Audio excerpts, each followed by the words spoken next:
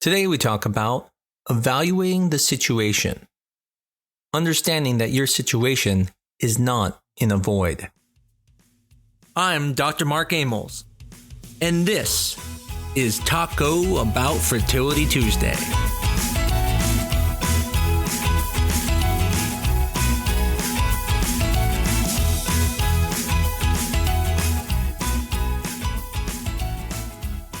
What do I mean when I say not in a void? I'm specifically talking about the idiom that states when something does not exist or operate in isolation. And I'm specifically talking about outcomes in fertility. It is human nature, and you've heard me talk about it before, to compare ourselves. And not only do we compare ourselves, but sometimes we forget that our situation is not in a void, and that we forget that those things can affect our chances. And so I'm going to give a couple examples first of some cases I've had, and want to talk about, because this could be you, how it may be affecting things. So for example, I have cases of IVF where we go and we get lots of eggs, we fertilize the eggs, and the fertilization is very poor. The patient's upset, and I'd be upset too. I mean, no one wants a bad result.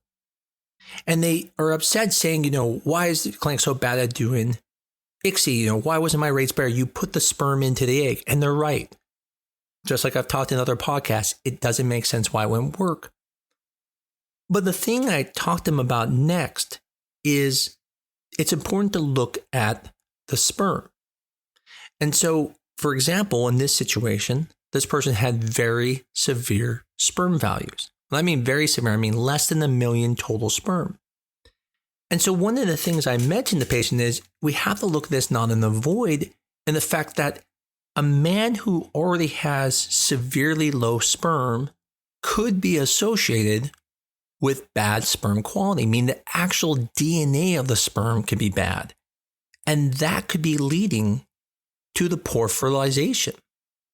This specific case actually happened with one of my patients. Her husband, greatest guy in the world, but he was very unhealthy, and not like overweight unhealthy. He actually looked cachectic, where he looked like he didn't have any meat or anything on his body. And it was because he had an infection in the past, and that caused this. And his sperm was okay, but their fertilization was poor all the time. And so in this same situation, I had to say to her, listen, I know we're not seeing anything in the sperm specifically saying there's something wrong, but we can't look at this situation and not assume there could be something wrong there.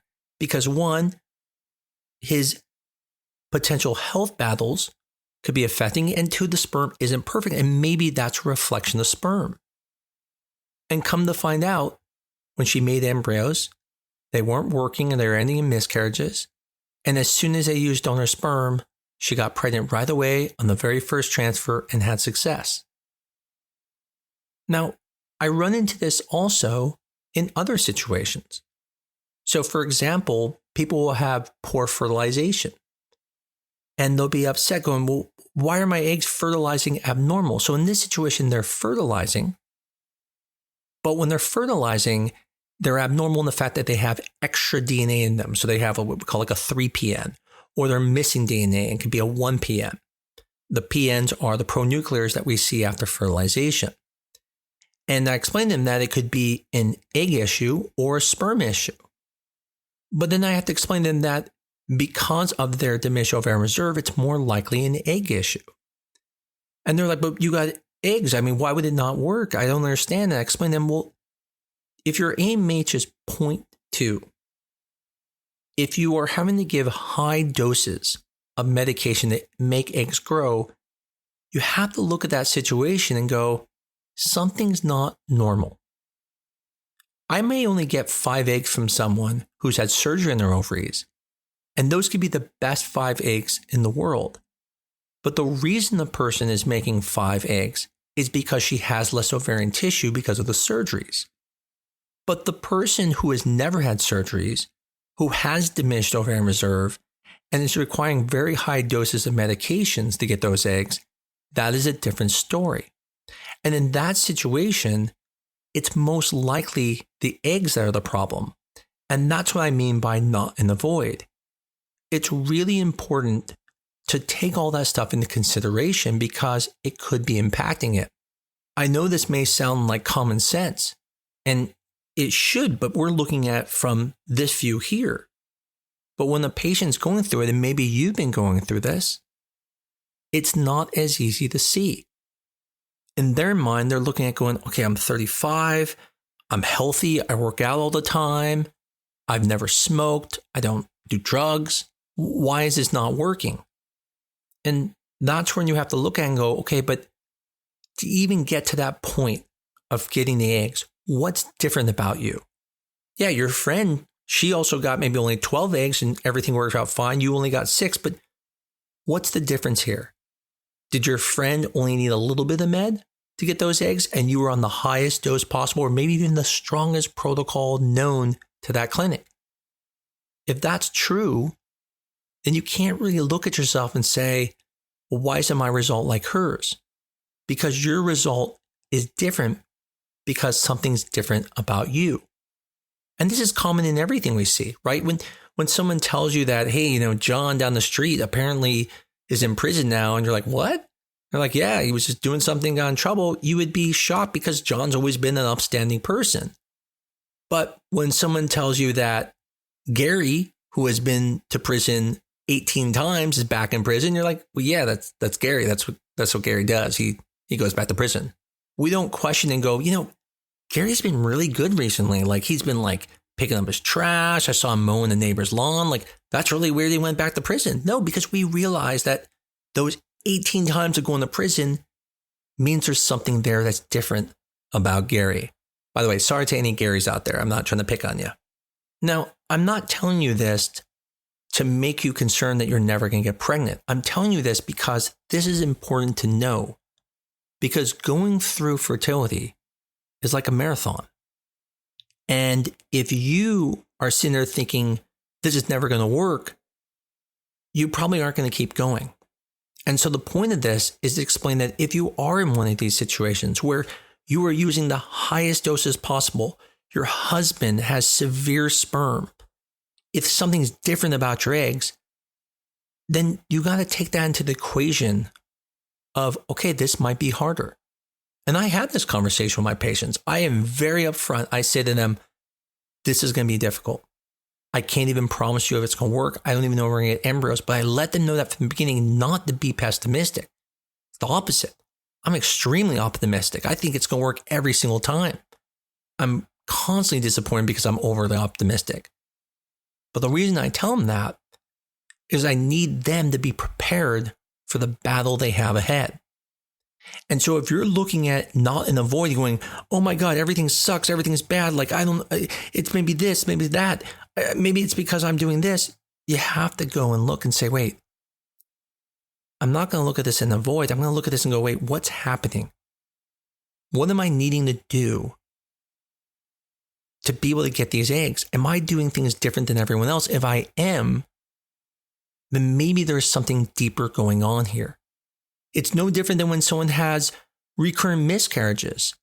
And then we get a PGTA report back and it shows that almost all the embryos are abnormal. And they're like, what's going on here? And I say to them, no, this makes sense. This is why you've had so many miscarriages. This explains it. It's not just, you can't look at your age and go, but everyone else who's 35 has lots of embryos. No, it's that your situation is different. We can't look in the void. We have to look and go, wait a second. All those miscarriages actually are pointing to why this is now normal for you.